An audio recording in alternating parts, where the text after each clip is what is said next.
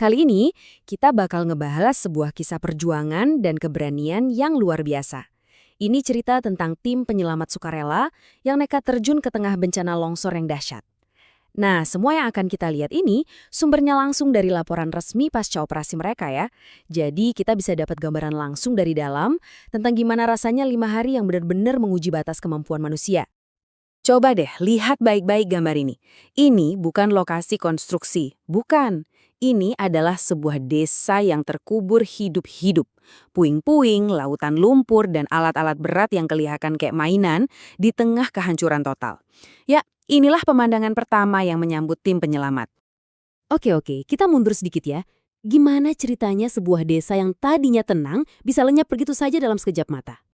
Kejadiannya itu terjadi di momen yang paling rapuh. Dini hari, pas akhir pekan, waktu hampir semua orang lagi pules-pulesnya tidur. Hujan yang super deras mengubah lereng bukit di atas mereka jadi monster lumpur yang meluncur tanpa suara, menelan rumah-rumah cuma dalam hitungan detik. Gak ada peringatan, gak ada waktu buat lari. Dan yang bikin ini makin tragis adalah konteks geografisnya. Peta topografi ini bukan sekedar gambar biasa loh. Ini adalah bukti. Desa Pasir Langu itu dibangun persis di bawah lereng yang curam dan gak stabil. Garis-garis kontur yang rapat ini pada dasarnya adalah peta risiko bencana yang udah ada di sana dari dulu. Dan visual ini nunjukin dampaknya dengan, wah jelas banget. Coba lihat perbandingan sebelum dan sesudahnya. Area hijau yang subur di sebelah kiri dan jalur kehancuran berwarna coklat yang brutal di sebelah kanan. Ini bukan cuma beberapa rumah yang rusak ya, ini seperti sebagian besar komunitas itu dihapus dari peta. Tapi di tengah semua kegelapan ini, ada secercah harapan. Di tengah tragedi, muncullah para pahlawan. Yuk kita kenalan sama unit sukarelawan khusus yang menjawab panggilan bantuan ini.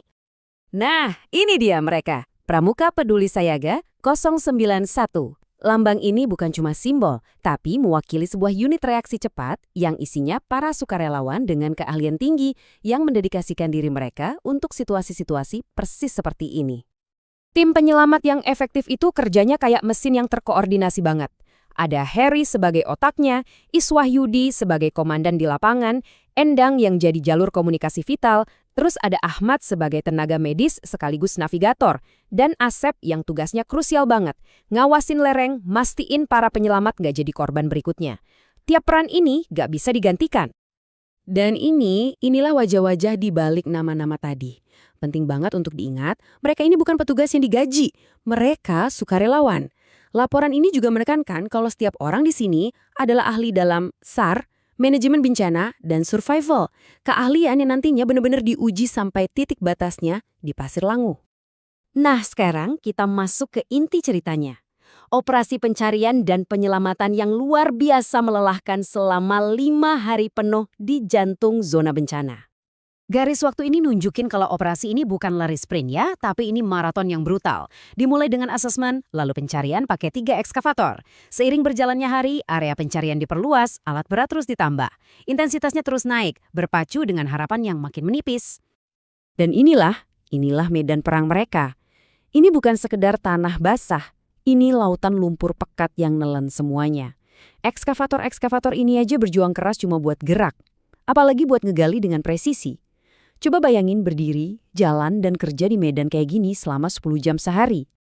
Terus, seberapa luas sih area yang harus mereka sisir? 5 hektar.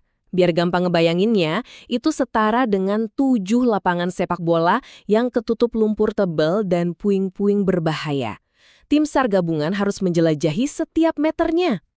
Seolah-olah lumpur dan skala pencarian itu belum cukup, ada musuh lain, waktu dan cuaca. Laporan itu mencatat sebuah ironi yang kejam. Hujan yang jadi penyebab bencana ini terus turun dan seringkali maksa operasi dihentikan.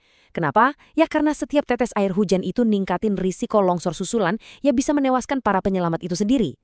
Setelah ngelewatin semua itu, gimana kita ngukur hasil dari misi yang luar biasa sulit ini? Yuk kita lihat evaluasi yang jujur tentang apa yang berhasil dicapai dan tantangan besar apa yang mereka hadapi. Slide ini ngegambarin kontras yang tajam banget. Di kolom keberhasilan, mereka berhasil mencapai tujuan utamanya.